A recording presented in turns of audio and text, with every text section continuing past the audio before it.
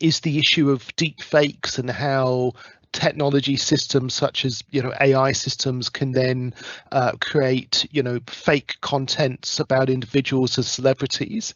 And we've seen this recently with the Taylor Swift sort of deep fake. And Nicola, I wonder if you can share with us what you think deep fakes are, the potential problems that they're going to have for society, and how society deals with them.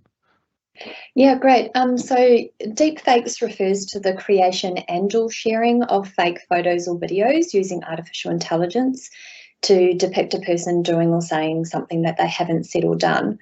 And just to be clear, not all deepfakes are harmful. So some of them are kind of funny, or interesting. I'm thinking about the kind of Pope Francis, I always get his name wrong, Pope Francis, wearing the puffer jacket, that was kind of a funny deep fake. But unfortunately, there is a lot of deep fake pornography that's non-consensual. I would just mention too, there are some forms of deep fake pornography that are consensual. So some online adult content creators are using deep fake technologies to reduce their labour and to make money through their images that have been altered using artificial intelligence. But in terms of non-consensual deepfake pornography, this is what I would call AI-generated image-based abuse. That's receiving a lot of media attention, as you mentioned, Matt, after the deepfaked images of Taylor Swift were spread on social media last week. 5 years ago, creating a convincing deepfake required extensive time and expertise, a high-powered computer, as well as access to multiple images of the target person. So 5 years ago, it was actually quite difficult for someone to create deepfakes that looked real or convincing. But now, because of the advances of AI, you don't need to be a computer whiz to create quite convincing deepfake porn. So the tools have become increasingly sophisticated and accessible to almost anyone. And just a couple of stats here too, I think are quite useful just to put into context.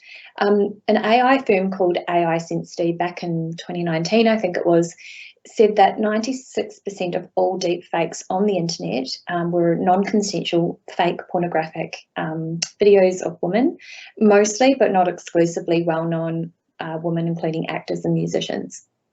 According to a 2023 report by the startup Home Security Heroes, there are now over 95,000 deepfake videos online, which represents a 550% increase since 2019. So that just gives you a bit of an idea about the scale and how this is increasing in popularity.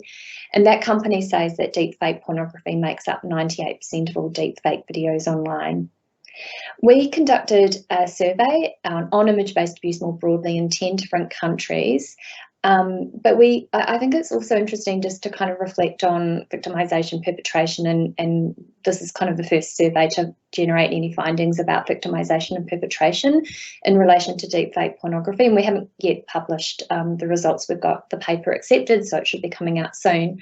But what we found was that despite the widespread media attention to deepfakes, particularly in Western countries, the concept of deepfake pornography is not universally known. But respondents in our study, nonetheless, when we informed them about what that meant, did think that the behaviour should be criminalised. But the second thing we found was that in terms of perpetration, whether or not looking at deepfake pornography constitutes kind of perpetration behaviour is up for debate. But that was as you can imagine, far more common than someone actually creating deepfake pornography. We found that across the sample, over 16,000 people, that 2.2% of respondents said that they had experienced someone creating and or sharing deepfake pornography of them. And that was actually higher in Australia of 3.7% compared to the other countries. And finally, we found that men are more likely to report being both victimised by and perpetrating deepfake pornography or AI image-based abuse. Now that runs contrary to the findings around the 96% of deepfake pornography videos being of women, but that might be explained by the fact that Taylor Swift and other celebrities are not likely to be answering our surveys. So there's a bit of context there, there's a bit of complexity there, but it'll be interesting to see how those rates stack up. We're doing another survey. It'll be interesting to see how that rate increases over time. So, no, and thank you, and thank you, Nicola, because I know this is very much sort of